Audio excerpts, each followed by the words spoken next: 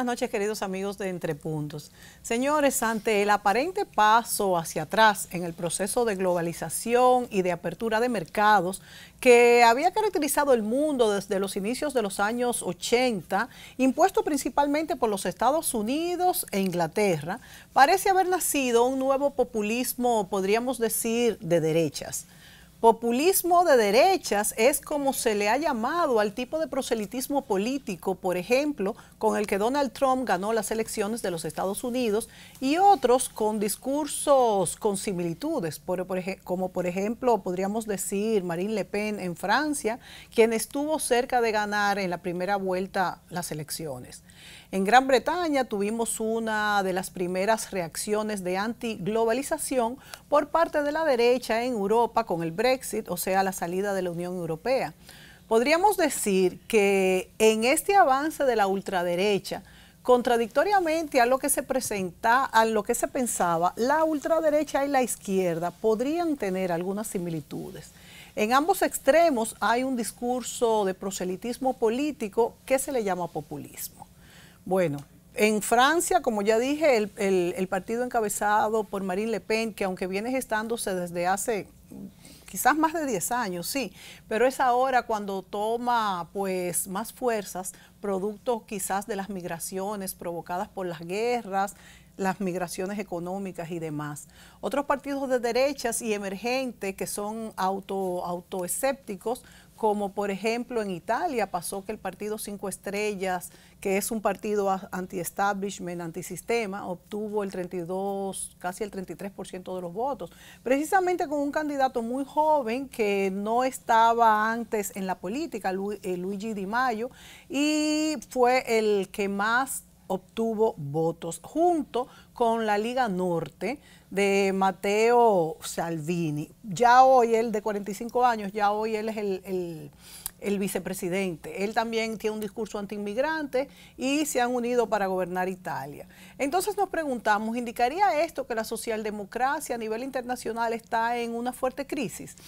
Bueno, aunque en cuanto a las izquierdas vemos que también no es que han desaparecido. En Francia también estuvo discutiendo Mélenchon, quien salió de un partido socialista, izquierdista más bien, y formó su propio partido más radical y quedó en tercer lugar en las elecciones con un discurso también antieuropeo. En España también vemos a Podemos, que predica la antiglobalización, y también vemos que en las elecciones de México podría ganar pues Manuel López Obrador, que también es de izquierdas, y mientras que en Colombia se disputan Duque y Petro, también ambos de un lado y de otro. Bueno, ya los gobiernos pasados como el de Lula, que pues Correa en Ecuador y demás. Pero lo que queremos plantear en este programa es si existe un nuevo populismo de derechas que se aviva como reacción de las migraciones y las medidas de globalización que podrían repercutir en las pérdidas de empleos, de producción, para una clase que quizás se queda rezagada con poca preparación. Bueno, pero para analizar este tema hemos invitado esta noche a dos periodistas y analistas que pues siempre están analizando las cosas que pasan en el mundo. Vamos a darle la bienvenida a Michelle Carroix y a Wilfredo Alemany. Buenas noches y bienvenidos a Entre Puntos. Buenas noches, gracias por la invitación. Qué bueno tenerlos. Estos floridos temas. Sí, bueno, estos temas internacionales que siempre nos gusta tocar en Entre Claro, Puntos. que son necesarios. Y que tienen una repercusión en el mundo, en Latinoamérica y en nuestro país, señores. Bueno, para comenzar este tema, es bueno decir que hasta hace poco se le llamaba populismo a los movimientos políticos que aspiraban a la formación de un Estado socialista que se presentaba como defensor de los intereses y aspiraciones del pueblo, para conseguir su favor, favoreciendo a las clases más pobres y marginadas como los campesinos, por ejemplo, y que era contraria en ese momento que surgió a la industrialización de esos finales del siglo XIX. Pero ahora se le llama populistas a los de izquierdas y a los de derechas. Entonces, ¿ha cambiado este término? ¿Hasta qué punto se tocan estos extremos, tienen algo en común, tiene algo que ver con esto que se llama la posverdad. Cuando Trump pues hacía proselitismo político, se decía que eran posverdades, que las personas decían cosas que la gente quería creerse, pero que en el fondo ni se creía. Bueno, ¿cuál es el escenario mundial que estamos viendo en este momento en el mundo? Y si priman las izquierdas, priman las derechas, ¿qué quiere la gente? ¿Cuál ha sido el resultado de las distintas políticas de izquierdas y derechas? ¿Y cuál es el escenario hacia el futuro?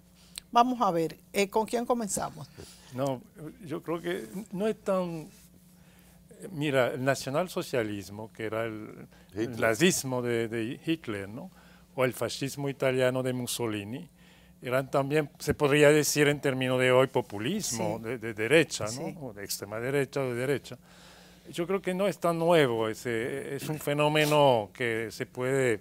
Cíclico. Ahora, lo nuevo es la globalización, ¿no? Entonces, es frente a ese fenómeno de la globalización que hay una división entre los que se benefician de la globalización, que son élites a nivel mundial. Bueno, estamos hablando sobre todo de Occidente, porque sí, yo creo que sí, hay que ver que sí, toda la parte asiática, la problemática es bastante diferente. Bastante diferente. No podemos analizar lo que está pasando en China, por ejemplo, con la misma grilla de análisis que lo que estamos haciendo ahora. Pero para el mundo occidental, evidentemente, hay una parte importante de la población que se siente desplazada, amenazada por la globalización, la apertura de la frontera, las migraciones. Y es esa población que sirve de tropa, ¿no? a esos políticos populistas. No me gusta el término porque es un término muy vago, que realmente incluye muchas cosas, pero está bien, se utiliza, digamos, populista de derecha. Puede ser un puente de... pero sí, es como uno de esos conceptos que se utilizan porque realmente no hay suficiente reflexión para buscar un término más adecuado, ¿no? Más preciso, para pensar decir de manera más precisa lo que está pasando.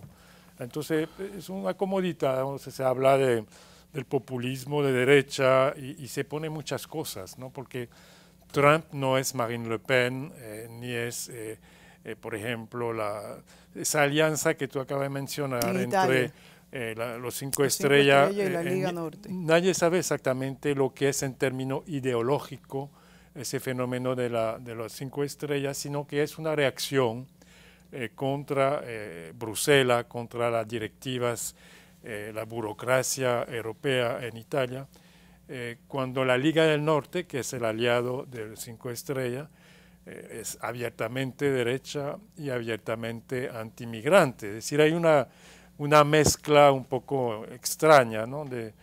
Y cada país tiene una conformación distinta. Lo que pasó en Austria es diferente. Lo que pasó en Francia también es diferente. El Frente Nacional es abiertamente antimigración de derecha, pero yo creo que hay mucha confusión acerca de ese término de populismo. Bueno, para una segunda pregunta, yo te preguntaré, después de Wilfredo, ¿qué causa esas diferencias en los países? O sea, ¿cuáles son las consecuencias que provocan estos cambios y que cada reacción sea diferente en los países? Pero antes, yo quiero irme con Wilfredo. Primero, retomando un poco el concepto que Jean-Michel exponía, de que el populismo es cierto, de derecha, siempre ha existido, y era lo que antes llamábamos fascismo, y se basaba en un nacionalismo muy acentuado. Ahora sigue siendo un nacionalismo muy acentuado, vuelto a traer, pero adecuado a los aires de la globalización y vamos a decir, tomando esas poblaciones que quedan desplazadas por lo que son las migraciones. Bueno, ¿hasta qué punto vamos entonces hacia una globalización como impuso, porque fueron los que la impusieron Estados Unidos e Inglaterra, o ellos mismos han sido los primeros? Estados Unidos, Trump saliéndose de tratados ya firmados y Inglaterra saliéndose de la Unión Europea. ¿Hasta qué punto esto es un esquema entonces que va a variar a partir de ahora? Bueno, eso es como un sancocho de 7 carnes, como dicen, que están todos en la misma olla y entonces no saben qué pedazo del muslo van a coger. En fin, es una situación nueva, pero si uno parte de la Segunda Guerra Mundial, no antes, para entender mejor cómo se van aglutinando una serie de fenómenos. Antes todo era entre comunismo y anticomunismo. La Guerra Fría definía mejor una situación que emerge de la Segunda Guerra Mundial de los aliados. Para derrotar a Alemania se hizo una alianza también muy rara, muy extraña, que como uno no puede decir, entre el populismo y que están de izquierda, están de derecha. Bueno, para derrotar a Hitler hubo que hacer esa alianza, una alianza que a regañadientes integró a los Estados Unidos, porque Estados Unidos no se quería involucrar por más de una razón. Primero, Estados Unidos no estaba de acuerdo con el colonialismo enarbolado y sostenido por el Reino Unido, y fue una exigencia y una presión que Estados Unidos colocó para no sumarse a una alianza necesaria, pero que no llevara a que esa alianza reforzara al Reino Unido, o sea, Inglaterra, en lo que era ratificar el colonialismo. Estados Unidos no estuvo de acuerdo y no estuvo tan de acuerdo que cuando terminó la guerra, en su parte madura, recogieron su gente y se fueron de nuevo a Estados Unidos. O sea, y desde allí pues surgió un nuevo orden, que es lo que refuerza a las Naciones Unidas y que le da poder de veto a los que ganaron. En fin, se hizo una redefinición que fue exitosa, si se quiere, y muy estable. Claro que la lucha, entonces se dio otro tipo de lucha con la Guerra Fría, donde de un lado estaba la Unión Soviética, y que representaba una propuesta, una alternativa social abarcante, es decir, contrarrestándolo con el capitalismo. Y allí viene todo lo que fue el desarrollo del sovietismo, de la Unión Soviética, de Stalin, del dictador, pero ellos, en lugar de realmente ganarse un espacio en el mundo que superara al capitalismo, bueno, no encontraban esa alternativa y ahí se produjo una guerra que fue un nombre que utilizaron muy creativo, Guerra Fría. Es una guerra porque era una guerra, pero realmente había mucho desconcierto, porque Estados Unidos, que logró con su integración a esa alianza evitar que los soviéticos arrasaran o que fueran arrasados por Alemania, con Hitler a la cabeza, que cometió el error de pretender, después que hicieron un acuerdo con la Unión Soviética, de no atacarse. Al final se puede decir que burlaron su palabra y sorpresivamente atacaron a Stalin. Stalin no lo estaba esperando eso. No lo esperaba, que pasó qué sé yo cuántos días que ni comía, tenía una depresión, eso lo narran las memorias de Khrushchev y todas esas cosas. Lo que quiere decir es que lo que está ocurriendo hoy obliga a una discusión y a situar dónde históricamente estamos. No hay miedo a lo que pueda hacer cualquiera, porque la idea de que podía haber una tercera guerra mundial que anulara la civilización, cada día se va despejando más. Y lo que está pasando con Corea, que necesita de los recursos, porque hay mucha gente que no entiende por qué Corea del Norte se ha entregado. Es que Corea del Norte quebró. Está aislada. Sí, y quebró. Es decir, no tenía alternativa, porque ellos se podían mantener como se mantuvo Cuba, con la ayuda soviética, Rusia, claro. Pero los soviéticos desaparecieron. Putin tiene muchas ideas y muchas cosas, pero Putin no tiene posibilidad de competir vis a vis con otra potencia. Y además en un terreno donde él no es muy diestro, o no es diestro, que es el capitalismo. Donde él se forma, no es ahí. Él incluso ha dicho, cuando le han hecho entrevistas, dice que las cosas más terribles que ocurrió fue la caída de la Unión Soviética, obviamente. Para ellos, que tenían una propuesta social, integradora, desde su punto de vista, al final terminó siendo inviable la propuesta social comunista soviética. Y demostró además que donde ellos tenían poder aplastaron hasta la más simple búsqueda de democracia, que fueron el caso de Polonia, de Hungría y de los que se convirtieron en satélites dominados por ellos. Cuando surgió la alternativa de Tito, de Broz Tito en Yugoslavia, que se independiza como no alineado y encuentra luego, tiempo después, a Fidel Castro representando también esa propuesta. Al final esas propuestas quedaron atrapadas también en la propuesta económica. Hoy el elemento central es económico. Y el término, y estoy de acuerdo contigo, que se está utilizando de populismo o no, bueno, eso todavía en rigor no está bien definido. Lo que sí está claro es que la estrategia del presidente actual de Estados Unidos, de Donald Trump, es aprovechar con una visión mercantilista, que yo ni siquiera llamaría que es capitalista, sino dentro de eso mercantilista, de ver cuántos puntos él como apostador puede conseguir. Una tontería, porque el impacto que tienen las cosas que ellos están bloqueando con el acero en la economía, eso es menos de un 1%, de un 2% del Producto Interno Bruto de Estados Unidos, o sea que no le va a hacer ninguna mella, pero él se siente como cuando están jugando los niños con un juguete. Él está haciendo una apuesta de que si se va a una bolsa, él puede tener ventajas. Y a lo mejor eso tiene importancia, pero no como un sello global que obligue a hacer lo que él está haciendo. Si él está preocupado porque la economía norteamericana sea la primera, Estados Unidos tiene ventajas extraordinarias actuales que pudiera mejor aprovechar, que están discutiendo que si el acero, que si la mantequilla, que si una serie de tonterías, porque Estados Unidos tiene las mejores universidades del mundo, las 10 primeras del mundo fundamentalmente son norteamericanas. Las investigaciones que se están haciendo a nivel científico, nadie las está haciendo como Estados Unidos, las conocidas, porque hay otras que no se conocen y que le pueden dar una sorpresa grande al mundo con todo lo que es el desarrollo tecnológico, los cambios que se están produciendo en el tema de la salud, de las enfermedades que barrían poblaciones enteras y que ya no existen, como la gripe, una cantidad de enfermedades que diezmaron a la población europea por el siglo XVII, XVIII, XVI, XVII. Es decir, los peligros que hay hoy no llevan o no debían llevar a las alarmas que algunos quieren prender con respecto a las propuestas, tanto de Donald Trump, que es el que más suena, pero también lo que significa la Europa democrática, que está reforzando sus alianzas.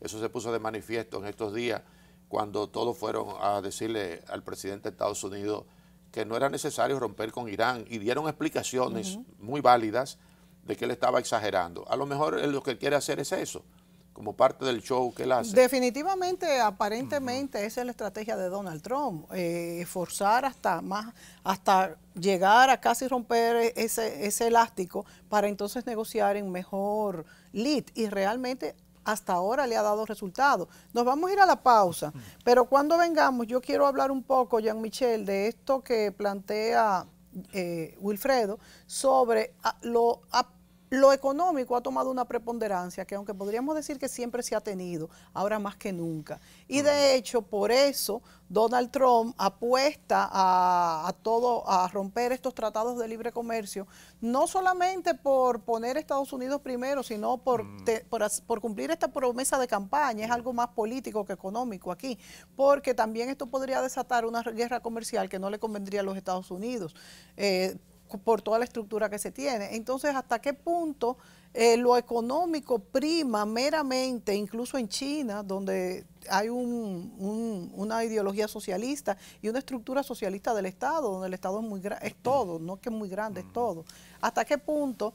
Y como China ya es la segunda potencia mundial, claro que es por población, es indudable que es por población, pero también porque se ha manejado de una manera muy inteligente, siendo la mayor poseedora de, por ejemplo, de los bonos de Estados Unidos y de muchas partes del mundo. Vámonos a la pausa y volvemos con este análisis. Avance energético. Porque el cambio empieza con una mejor energía. Como parte de los avances del sector energético está el programa de rehabilitación de redes eléctricas, que inicia su segunda fase de optimización con una inversión de $358 millones de organismos internacionales. Más de 100 circuitos serán intervenidos a nivel nacional, dentro de los cuales 47 ya se están trabajando. Con esta iniciativa contribuimos directa y positivamente en la calidad de vida de más de 120,000 hogares y más de 453,000 beneficiados, logrando así un servicio eléctrico optimizado.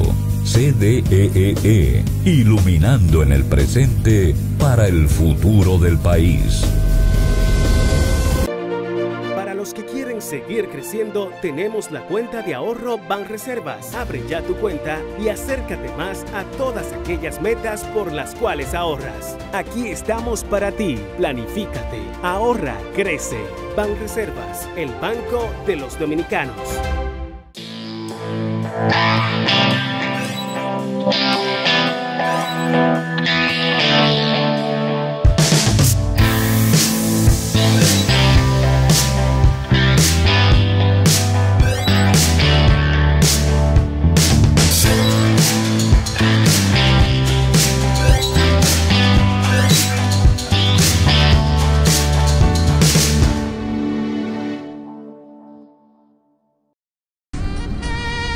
No podemos dejar de dar las gracias una vez más al Salón Lorelén por tantos años al cuidado del cabello de Mónica Gutiérrez. El Salón Lorelén está en la calle Bayacán 25A, Urbanización Renacimiento. Teléfono 809-482-0848. Salón Lorelén. Y la buena noticia es que el Salón Lorelén abre a partir de ahora desde las 7 de la mañana hasta las 9 de la noche. ¡Qué maravilla!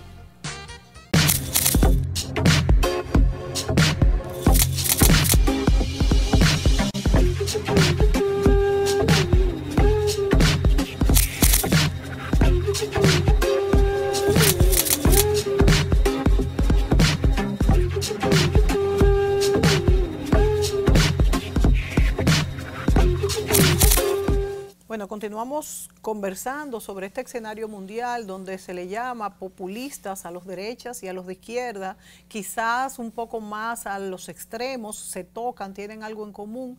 Y hablábamos un poco de toda esta conformación del escenario económico-político después de la Segunda Guerra Mundial hasta nuestros días.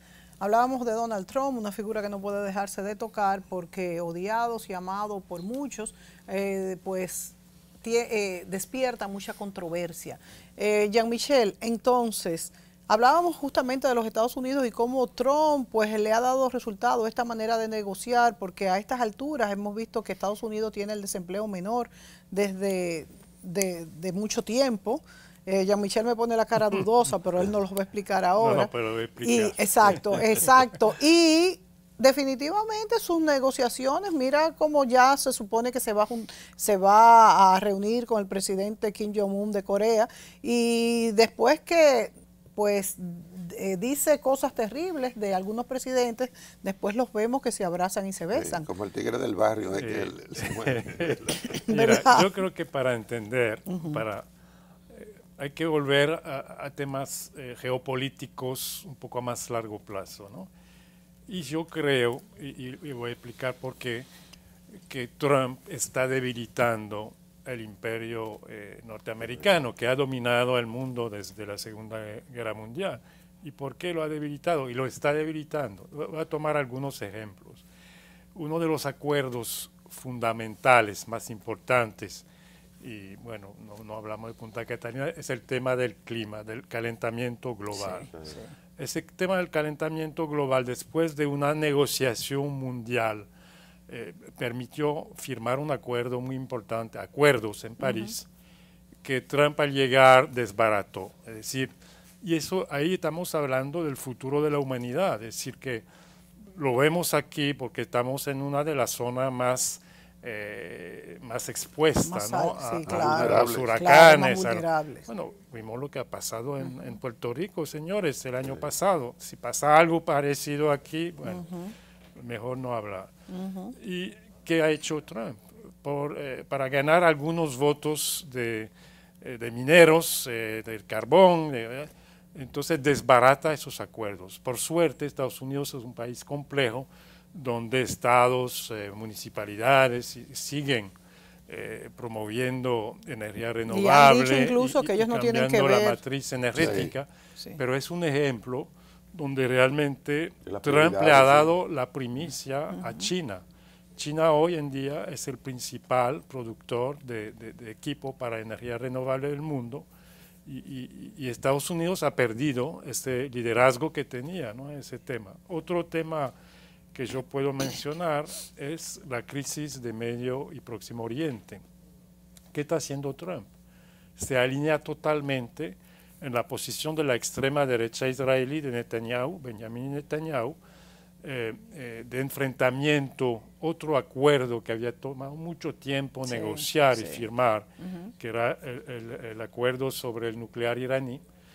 Se desbarata así porque Netanyahu convenció a Trump que no era un acuerdo bueno, pero eso pone, ¿qué está pasando? Eso pone más crisis en el Medio Oriente, provoca más migración hacia Europa, porque el grueso de la migración que sale de Siria, que sale de Irak, que sale de Afganistán, no llega a Estados Unidos.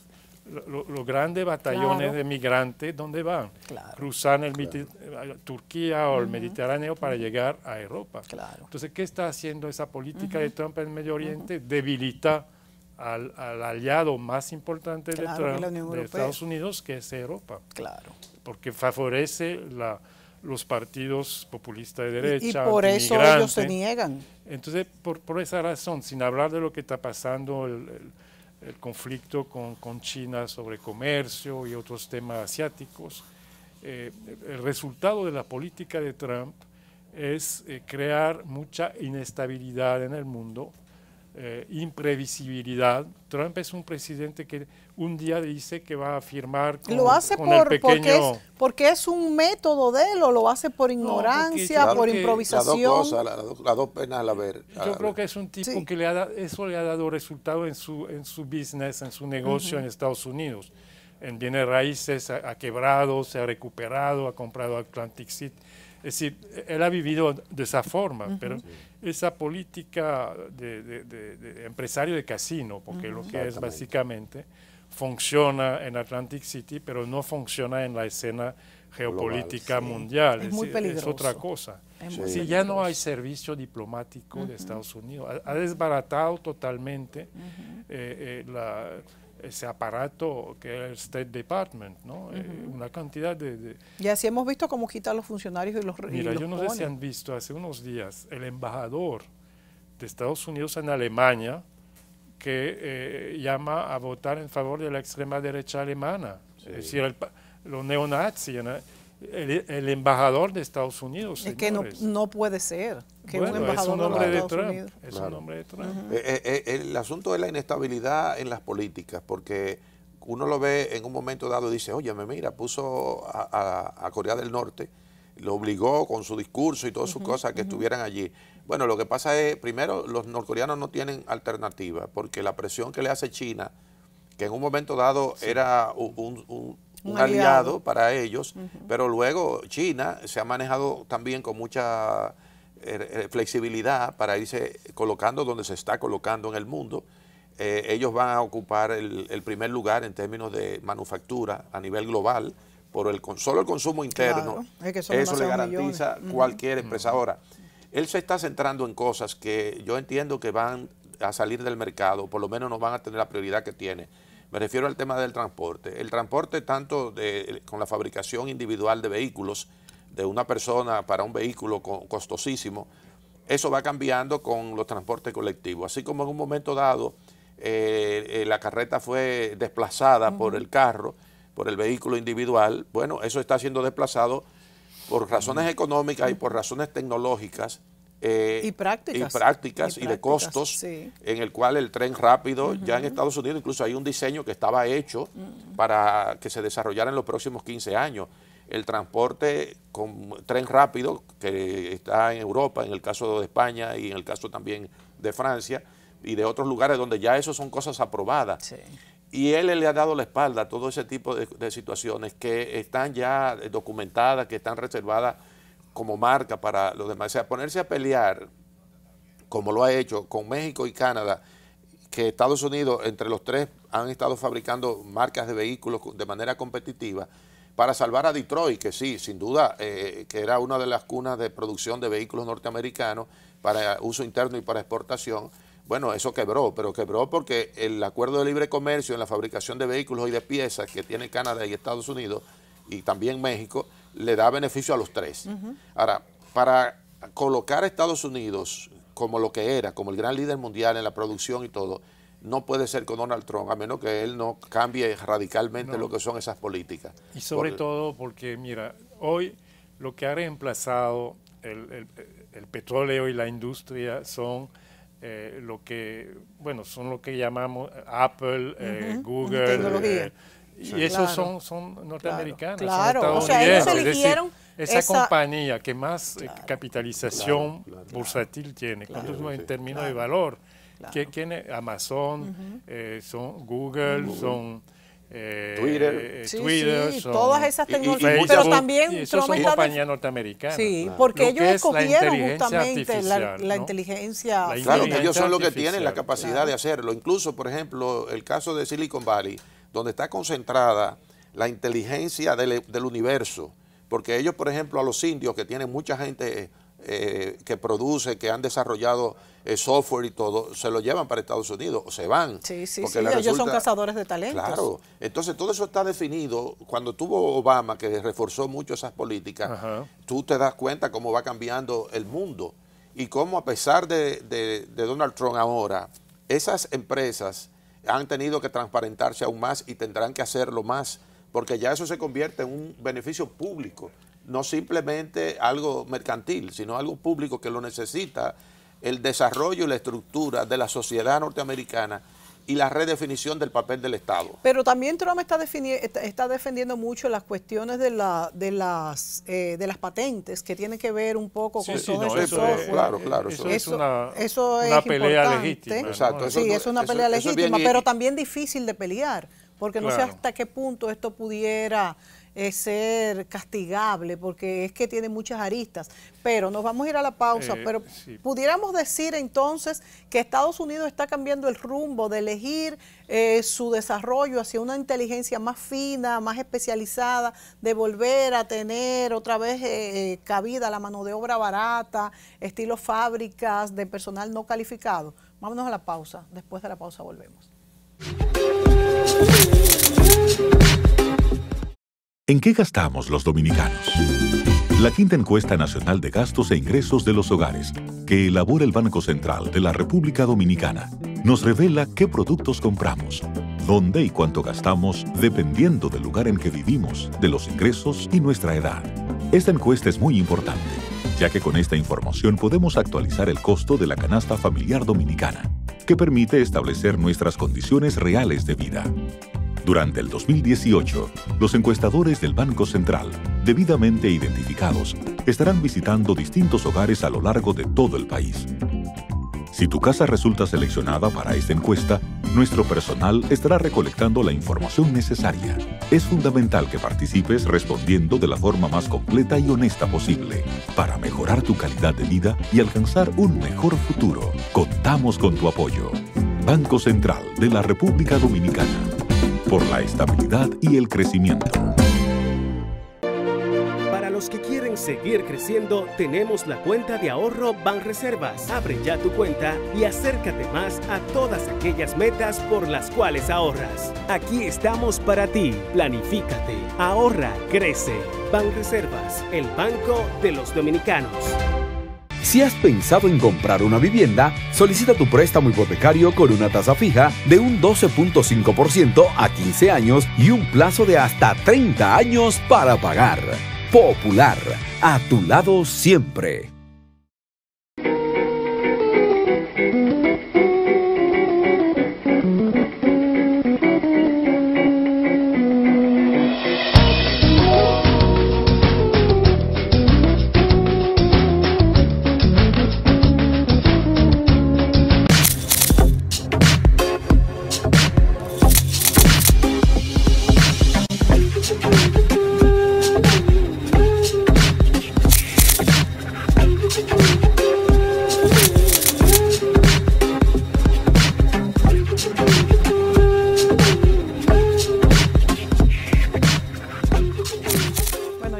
Entonces, ¿cómo va la política económica de los Estados Unidos y si realmente cambiará respecto a esta directriz que antes y por tantos años fue la que dirigió todo lo que fue la política económica estadounidense? Sí, no, yo creo que vamos a ver lo que pasa. El indicador va a ser la midterm election, ¿no? La elección de medio término, a ver si realmente cuál es el... Y yo creo que no es tan simple para Trump, porque, bueno, el trabajo de ajuste después de la crisis de 2008 fue hecho por Obama. En la administración Obama hizo el trabajo realmente de ajuste económico. Y yo creo que la tasa que se dan de desempleo hay que tomarla con cierta... porque según tengo entendido, muchos de los desempleados ya no están registrados, ya salieron totalmente del mercado de trabajo y es un tema que está muy discutido entre los economistas norteamericanos. Yo creo que no es tan simple para Trump la situación. Vamos a ver también el tema de la tasa de interés que está que eso, subiendo. Claro, sí. Y eso se refleja en todo el mundo. Y evidentemente esas peleas comerciales... Aunque la tasa de interés subiendo no es política de Trump, ya esto venía planificado desde antes de él tomar el poder. Sí, pero... Lo que pasó ahora, lo que está pasando ahora ya estaba diseñado, esos son los efectos. Los efectos, sí. No, y entonces esas peleas comerciales con México, con Canadá, con Europa, con China, evidentemente van a tener un efecto, porque ¿qué pasa? Hay sanciones, contrasanciones, claro. Por ejemplo, y lo interesante en el caso, por ejemplo, de China, ¿no? Es que se ve que Estados Unidos está peleando como exportador de producto agrícola, de soya, de cosas, cuando China está exportando productos manufacturados, es decir, Estados Unidos está un poco como un país de América Latina exportando materia prima. Que es lo que menos deja al fin y al cabo. Exactamente. Entonces, yo creo que hay una... Y realmente, de nuevo, la fuerza de Estados Unidos está en todas esas actividades nuevas, ¿no? Ligadas a la inteligencia artificial, al mundo de...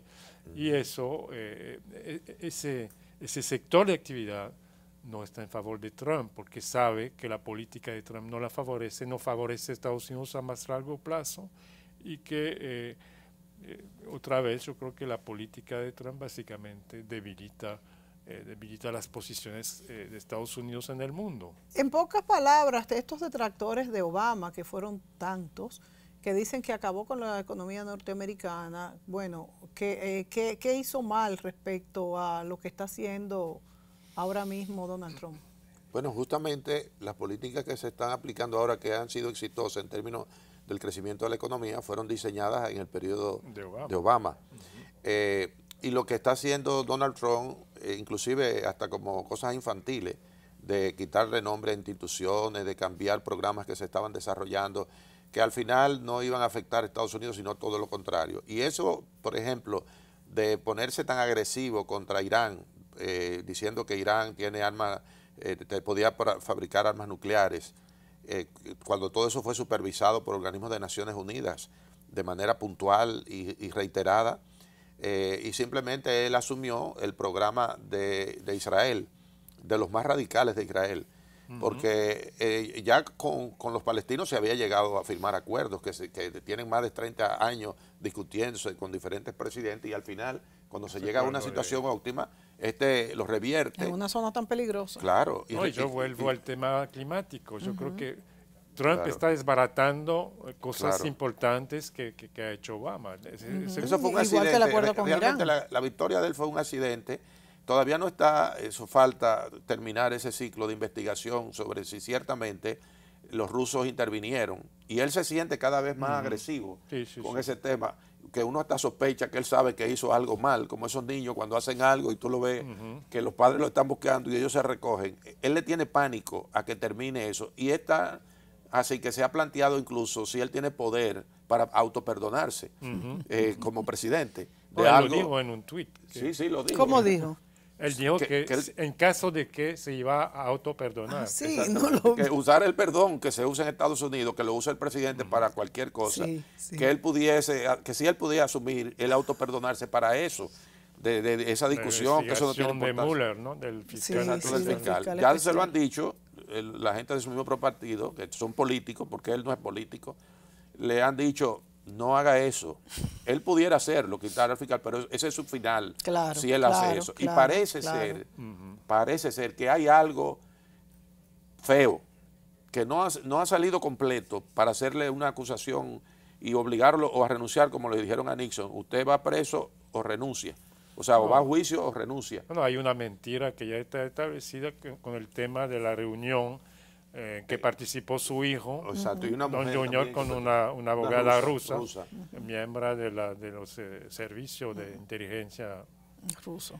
Es decir, eso ya está establecido. Eso está aprobado. Y hay muchas cosas que se han ido señalando que sí, pero parece que le falta el cherry para cerrar con broche de oro el tema. Es que Mueller está siguiendo la investigación, claro, porque quiere acumular realmente una cantidad. Exactamente. Pero lo interesante es que dentro del mismo Partido Republicano hay una serie de pesos pesados que están diciendo, mira, estamos llegando a un punto casi de Watergate de la época de Nixon, ¿no? Es decir, ya se está manejando. Sí, hay un ambiente. Aunque Donald Trump todo el tiempo estuvo lidiando con esas fuerzas republicanas adversas a él.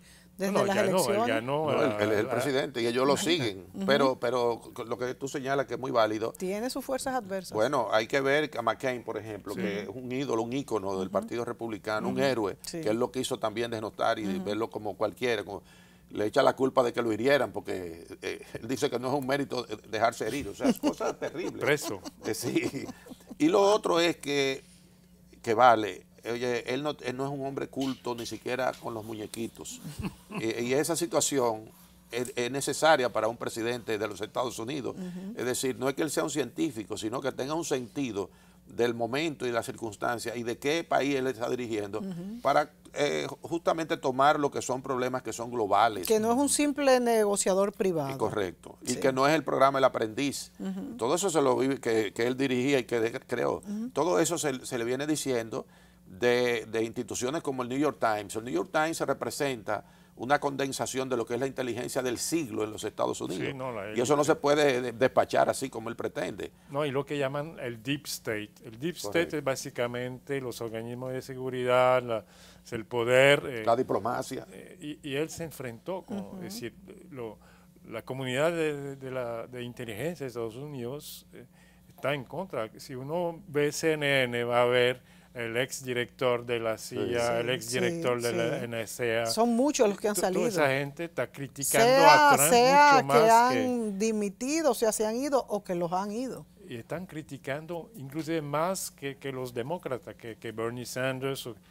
Todos los días, si por eso les digo que él de paneles de CNN, tú vas a ver ex agente de la CIA, del FBI, que está diciendo, pero ese tipo es loco. No está y él dice que simplemente lo que pasa es que CNN no lo quiere y por eso odia a CNN. Sí, pero hasta en Fox News, hasta que en Fox. Su canal, que es su canal, hay varios periodistas que ya están tomando le queda Hannity, que es su bocina mayor, ¿no? Su grande bocina. Le quedan dos, Hannity y el otro Tucker, que se llama... Pero los otros están mucho más prudentes porque se dan cuenta que inclusive dentro del mismo Partido Republicano hay peso pesado que están diciendo, cuidado, que estamos... Voz de alarma. Vamos hacia... hacia no sabemos dónde. Las manifestaciones de racismo también, que son expresas, que chocan mucho en los Estados Unidos, porque él está alentando un Ku Klux Klan en este tiempo. Peligroso, muy peligroso. Y contra las mujeres, machismo. Y eso que ha bajado un poco contra las mujeres. Bueno, la Melania desapareció durante más de 20 días, no está en ningún Bueno, y las gráficas que oficial. se han tomado con él y Melania también dejan mucho. Las fotos y gráficas que se han tomado con él y Melania. Que toma cuando le va a poner la mano. Dejan mucho que desear y cuando bajan de los aviones, nunca al lado. Evidentemente ella está muy molesta. Sí. Y el asunto de su abogado, que tiene todos los secretos. Entonces el FBI, la comisión Mueller, hizo fueron a buscar todos los discos duros, y ahí seguro que han encontrado cosas, pistas de investigación. Claro. Bueno, vámonos a la pausa y cuando vengamos vamos a ver entonces qué pasa del otro lado del mundo, qué pasa en Europa, cómo está cambiando el panorama y estos nuevos gobiernos que se están instalando o por instalar, cómo reaccionarán frente a todo esto que hablamos de las relaciones comerciales, por un lado con Estados Unidos, por otro lado con el Oriente, y qué son más de derecha o son más de izquierda. Volvemos. Para los que quieren seguir creciendo, tenemos la cuenta de ahorro Banreservas. Abre ya tu cuenta y acércate más a todas aquellas metas por las cuales ahorras. Aquí estamos para ti. Planifícate, ahorra, crece. Banreservas, el banco de los dominicanos.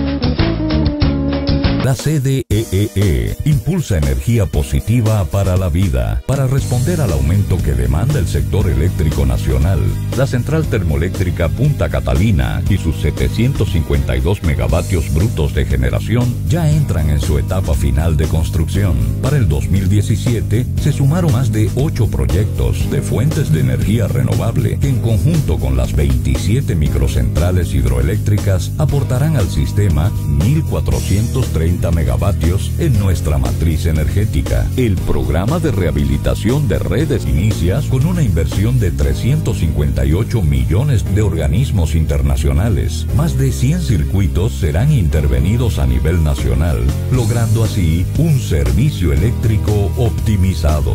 CDEE, iluminando en el presente para el futuro del país. Si estás pensando en montarte, viajar, remodelar tu casa o simplemente comprar algo nuevo, solo te hace falta solicitar un préstamo popular con tasa fija hasta 5 años. Popular, a tu lado siempre.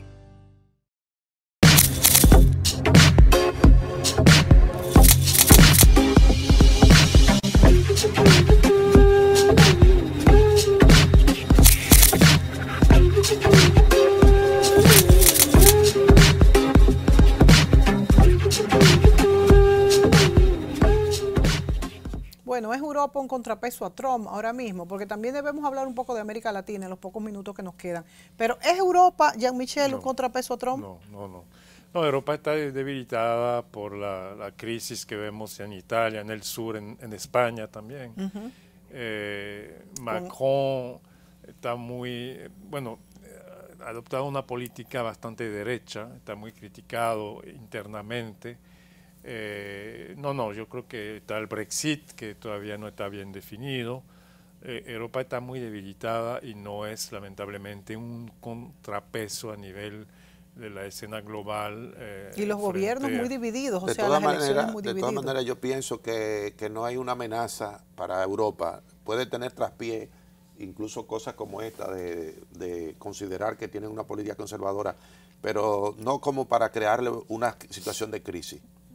Bueno, el euro se está debilitando. Sí, bastante. Pero en el área económica, pero me refiero en términos políticos, para situarnos históricamente en algún lugar, la época en que la Unión Soviética estaba viva, siempre era un peligro, porque Stalin nunca renunció a la posibilidad de nuevos territorios. O sea, siguió siendo como los zaristas, como los zares. Sí, pero o sea, no creo que haya que... No, en cuanto a territorio, pero Putin está cada vez más... Mira lo de Crimea, lo de Ucrania. Sí, pero él no puede, ese capítulo ya lo vivió. Yo entiendo que no hay un peligro.